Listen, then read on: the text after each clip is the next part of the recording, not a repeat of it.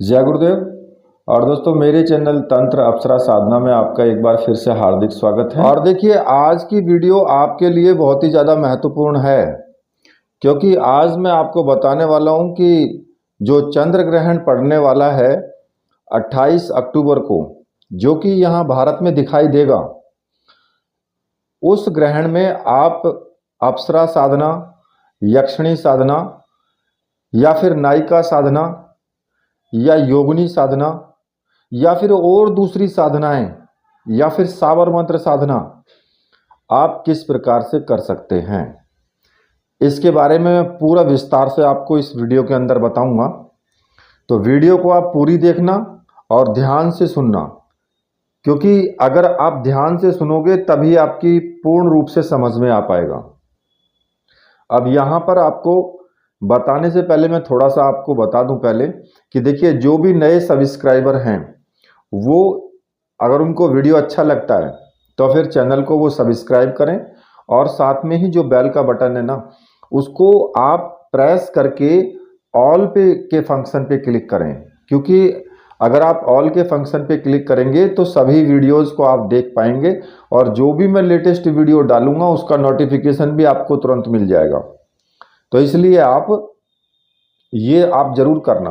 और पुराने व्यूवर्स से भी मेरा अनुरोध है कि उनको भी एक बार देख लेना चाहिए कि उन्होंने बेल के बटन पर ऑल पे क्लिक किया है या नहीं किया है, क्योंकि चैनल तो उन्होंने सब्सक्राइब कर लिया है, लेकिन ऑल पे क्लिक किया है कि नहीं किया है ये जरूर ध्यान से देख लेना, ठीक है। और आपको मैं एक बात बार बार मैं बोल रहा हूं, तो फिर भी आप लोग नहीं समझ पा रहे हैं उस चीज को। मैंने आपसे बार बार बोला है कि देखिए, रात्रि में आप मुझे मैसेज मत कीजिए, क्योंकि रात्रि में मेरी भी साधनाएं होती हैं, मुझे भी टाइम देना होता है, तो इसलिए मैं ज़्यादा आपको नहीं टाइम दे पाऊंगा, ठीक है। इसलिए आपसे रिक्वेस्ट है, तो ध्यान दें इस चीज़ पे।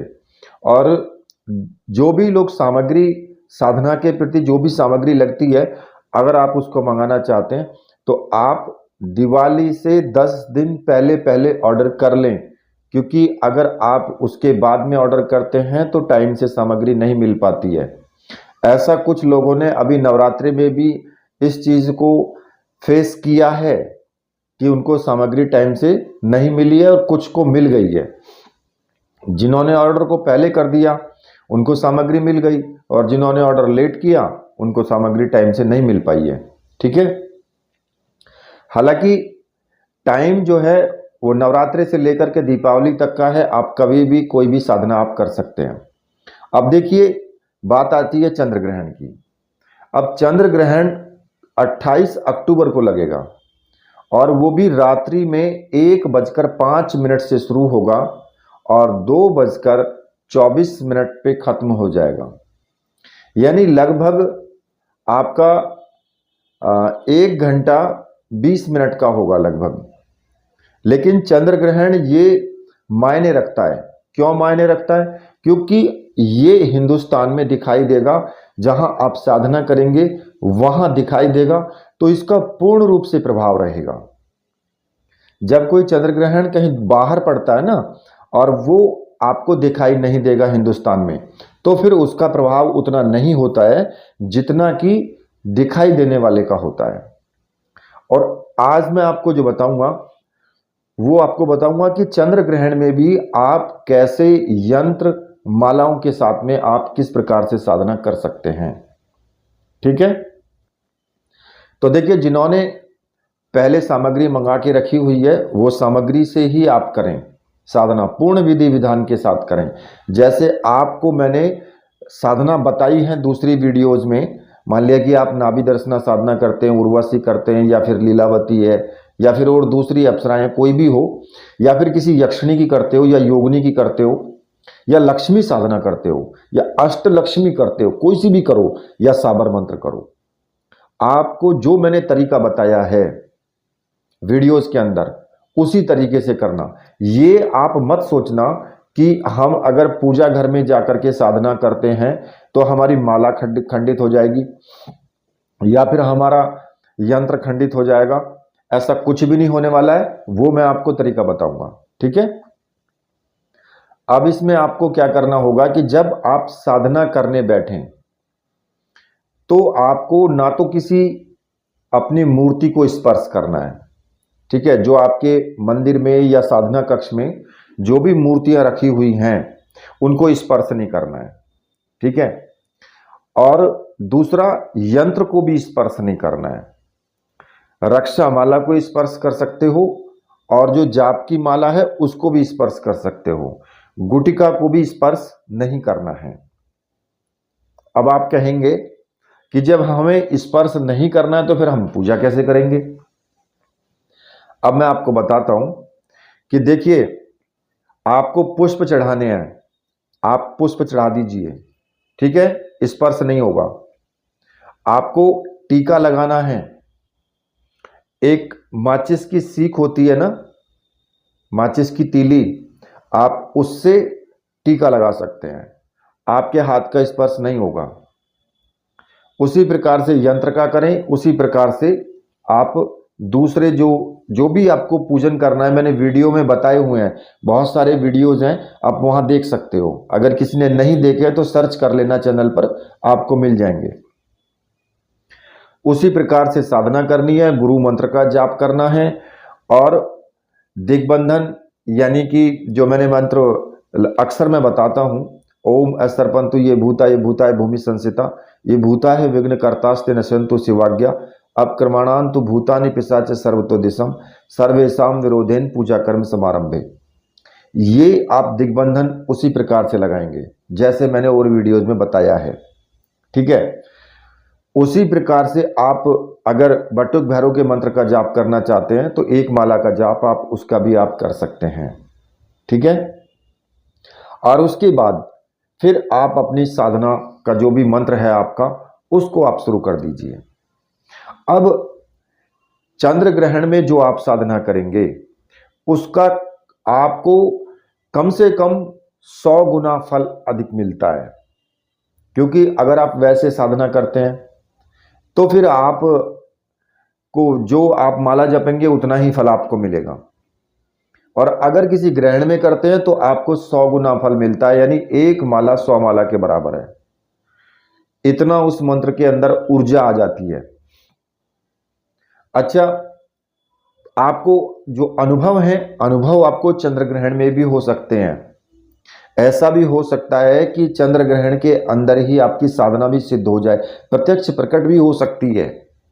ये भी कोई निश्चित नहीं है कि भाई प्रकट ना हो या हो जाए, वो आपकी साधना के ऊपर डिपेंड करता है, क्योंकि आपकी ऊर्जा के भी ऊपर डिपेंड करता है कि आपके अंदर कितनी ऊर्जा है जो आपने मंत्र साधना करके प्राप्त की है, कितनी कुंडलिनी शक्ति आपकी जागृत है। क्योंकि कुंडलिनी शक्ति जब जागृत होती है तो फिर आपका ध्यान लगता है, और जब ध्यान आपका एकाग्र हो जाता है तो साधनाएं बहुत जल्दी सिद्ध होती हैं। अब इसीलिए जो नया साधक होता है ना, उसको इसीलिए टाइम लगता है शुरुआत में, क्योंकि उसकी कुंडलिनी शक्ति पूर्ण रूप से जागृत होती नहीं है, और जब जागृत नहीं होगी तो उसका ध्यान नहीं लगेगा, और ध्यान नहीं लगेगा तो उसको साधना जल्दी से सिद्ध नहीं होगी। अनुभव भी तभी आते हैं जब आपका ध्यान एकाग्र हो जाता है, तो इसलिए नए साधक को टाइम लग जाता है अनुभव प्राप्त करने में भी और साधना को सिद्ध होने में भी। जो पुराने साधक होते हैं, जिन्होंने पहले से ही कई कई साल पहले से ही कोई मंत्र जाप कर रहे हैं, लगातार करते आ रहे हैं, मेडिटेशन कर रहे हैं, उनको जल्दी अनुभव आता है और उनको साधना भी जल्दी सिद्ध होती है।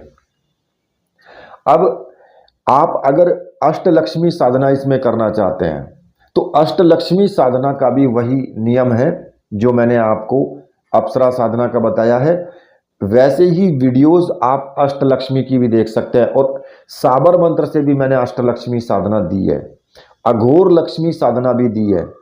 अगर आप इस टाइम में, अगर चंद्र ग्रहण में ग्रहण पड़ते वक्त अगर आप लक्ष्मी साधना करते हो तो वो भी बहुत ज़्यादा आपके लिए बेनिफिट होगा ही होगा, क्योंकि वो साबर मंत्र से दी हैं।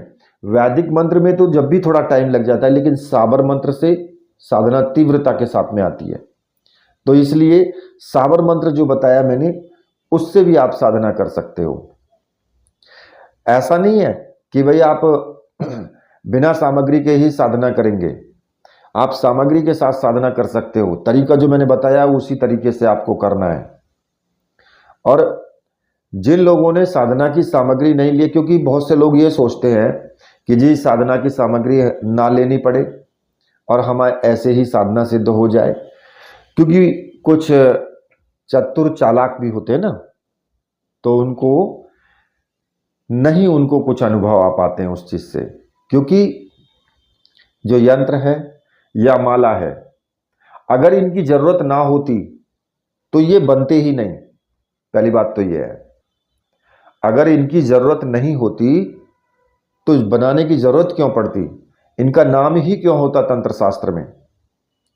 इनकी जरूरत है, इसीलिए इनका नाम भी है। तो इसलिए जो तंत्र विज्ञान के जो भी आचार्य रहे हैं या जो भी पहले जो है ऋषि मुनि रहे हैं, उन्होंने जो साधनाएं दी हैं, उन्होंने जो नियम तरीके जो बताए हैं या विधियां दी है, वो कोई पागल नहीं थे। उन्होंने सब कुछ देख करके सोच समझ करके तब विधि दी है कि उसको किस प्रकार से साधना को किया जाए कि वो सफल हो जाए। अन्यथा तो भाई साधनाएं तो लोग बहुत सी करते हैं, असफल भी होती हैं। मंत्र जाप करते रहो, कोई फल मिलता नहीं है। बहुत से लोग तो सोचते हैं कि माला की जरूरत ही ना पड़े, बिना माला के ही मंत्र जाप करें। और देखिए, बिना सामग्री के मंत्र जाप करना ठीक वैसा ही है जैसा कि आप ग्रहण में साधना करते हैं तो आपको 100 गुना फल अधिक मिलता है। उसी प्रकार से सामग्री के साथ जब साधना करते हैं, यंत्र माला रक्षा माला इन सब चीजों के साथ में, तो फिर आपको उसी प्रकार से फल मिलता है ज्यादा। अगर बिना माला के या बिना वैसे ही आप जाप करते हैं तो फिर आप समझें कि जैसे चंद्र ग्रहण में 100 गुना फल मिलता है, उस प्रकार से आपको वो फल नहीं मिल पाता है। तो इसलिए आप सामग्री के साथ साधना करें तो बहुत अच्छी बात है, क्योंकि मन भी लगता है उसमें, साधना में भाव पैदा होता है। जब आप सामग्री से साधना करते हो, आप सोचते हो कि ये अप्सरा का यंत्र है और इस यंत्र में आकर के अप्सरा समाहित होगी, तो आपका एक विश्वास बढ़ता है। या आपके सामने फोटो रखा है अप्सरा का, तो आपका विश्वास बढ़ता है कि ये सामने जो है फोटो, इसमें ये अप्सरा है, ऐसी अप्सरा होती है। क्योंकि भगवान का या किसी भी शक्ति का कोई रूप नहीं है, वो निराकार में है। लेकिन हमें अपने माइंड में एक प्रतिबिंब जो बोलते हैं ना, एक फोटो अपने माइंड में रखने के लिए वो सब आकृतियां उस प्रकार से बनाई गई हैं कि ये भगवान शिव हैं, ये भगवान विष्णु हैं। हालांकि सभी एक ही चीज है, लेकिन फिर भी अलग अलग उनको जो है मूर्तियों के रूप से दिखाया गया है। क्योंकि हम कैसे भगवान को माने, कैसे पूजा करें जब उसका कोई आकार ही नहीं है। तो क्योंकि हवा है, हवा दिखाई तो देती नहीं है, क्योंकि हवा का कोई रंग रूप नहीं है। तो फिर हवा को कैसे पहचानते हैं? हवा को तब पहचानते हैं जब कोई पर्दा हिलता है, जब कोई पेड़ हिलता है, पत्ते हिलते हैं, तो पता लगता है कि हवा चल रही है, नहीं तो हवा का पता ही नहीं लगता। तो इसलिए भगवान का भी तो तभी पता लगता है कि जब हमारे सामने मूर्तियां रखी हुई हैं। अब आप कहेंगे कि जी मूर्तियां हम अप्सरा की, योगिनी की या और दूसरे कहां से लाएं? तो आपको मैं बताया कि स्केच टाइप आपको इंटरनेट पर बहुत सारी मिल जाएंगी। आप वहां अप्सरा फोटोज करके सर्च करेंगे, आपको मिल जाएंगी। वहां से डाउनलोड करके और कहीं भी फोटोग्राफर से आप निकलवा लीजिए और उसको फ्रेम में मढ़वा करके वही चित्र हो जाएगा। अब देखिए, मैं आपको, आप कहेंगे कि भाई आप ना तो यक्षिणी पे इतना जोर देते हो, ना आप किन्नरी, ना ही आप और दूसरी जो नायिका साधना है, ना आप योगिनी साधना, इन पे ज्यादा जोर देते हो, आप अप्सरा के ऊपर इतना जोर क्यों देते हो? बहुत से लोगों का ये भी तो मानना होता है कि पता नहीं गुरुजी तो अप्सरा के ऊपर ही बहुत ज्यादा जोर देते हैं। तो देखिए, आज मैं आपको एक बात बताऊं कि अप्सरा देव वर्ग से संबंधित है। ये अप्सराएं जो होती हैं सबको पता है कि इंद्र के दरबार में होती हैं और देवताओं के बीच में वहां पर नृत्य करती हैं, उनका मनोरंजन करती हैं। जब कोई योगी साधना करता है तो देवराज का इन जब सिंहासन डोलने लगता है तो वो अप्सरा को भेजता है कि उसकी तपस्याएं भंग करो। तो अप्सरा तपस्या भंग करने का भी काम करती हैं। अब क्योंकि ये देव वर्ग से संबंधित हैं और आपको मैं चाहता हूं कि आप साधना करें तो देव वर्गों से संबंधित साधनाएं करें, क्योंकि इस साधना में आपके लिए कोई नुकसान नहीं है। अप्सरा साधना को कोई स्त्री पुरुष वृद्ध कोई भी कर सकता है, इसमें नुकसान होने की तो बात होती नहीं है कि किसी को नुकसान हो जाए, चाहे वो विवाहित हो या अविवाहित हो, दोनों कर सकते हैं। सिर्फ फायदे के अलावा कोई दूसरी बात नहीं होगी, ये तो निश्चित है। और देखिए, मैंने आपको एक अनुभव पहले भी दिया था, उसमें जो अनुभव है उस अनुभव के आधार पर जो साधक ने साधना की है तो अप्सरा ने ही उसके दुश्मनों को भी हटा दिया, सबको हटा दिया। ऐसा नहीं है कि अप्सरा नहीं कर सकती इस काम को, शत्रुओं से भी रक्षा करती है, हर प्रकार से रक्षा करती है, आने वाली विपत्ति को पहले बता देती है, आपको पहले सचेत कर देगी, या फिर जो विपत्ति आने वाली होगी उसको पहले ही खत्म कर देगी। क्योंकि अप्सराओं के अंदर जो शक्ति होती है वो बहुत चमत्कारिक शक्ति होती है कि इधर आपने कहा और उधर काम हुआ तुरंत। तो इसलिए ये देव वर्ग से संबंधित हैं। तो अगर आप ऐसी साधना करते हो तो आपको कोई नुकसान ना हो, इसलिए मैं इस प्रकार की साधनाओं पे ज़्यादा जोर देता हूँ। अभी दूसरी साधनाएं हैं, भैरव भैरवी साधना है। अब उस साधना के विषय पर मैं जाता ही नहीं कभी, क्योंकि वो साधनाएं स्त्री पुरुष दोनों मिलकर के करते हैं, यहां तक कि वो संभोग की स्थिति में जाकर के उस साधना को करते हैं। लेकिन अब वहां अगर आपका माइंड डोल गया या फिर आप किसी प्रकार से मानसिक रूप से आप उस मार्ग से भटक गए तो वहां मृत्यु निश्चित है, फिर मृत्यु तक हो जाती है वहां पर। तो अब उस चीज को मैं इसलिए नहीं बताता कि भाई नहीं कर पाएंगे वो लोग। जिनको प्राइमरी लेवल की साधना चाहिए वो प्राइमरी लेवल से स्टार्ट हो, जिससे कि उनकी सुरक्षा रहे। क्योंकि मेन जो मकसद होता है वो सुरक्षात्मक तरीके से, क्योंकि मैंने जो भी साधनाएं अपने चैनल पर बताई हैं वो पूर्ण रूप से सुरक्षात्मक तरीके से ही आपको बताई हैं।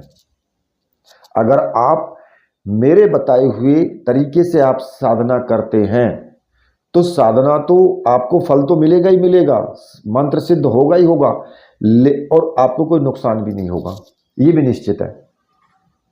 अब कोई जाकर के उस साधना के विपरीत ही जाकर के साधना करने लगे तो भाई ऐसे में तो मैं भी कुछ नहीं कर सकता हूं, जब वो बताए हुए निर्देश उसने सही तरीके से किए नहीं है तो कि भाई मरो भाई, भट्टी में जाओ, फिर क्या करोगे। और बहुत से लोग तो कहते हैं जी साधना की विधि में से ही मेन में निकालने लगते जी, हम ऐसे कर लें वैसे कर लें। अरे भैया, जब एक बार बता दिया तो वैसे ही करो ना।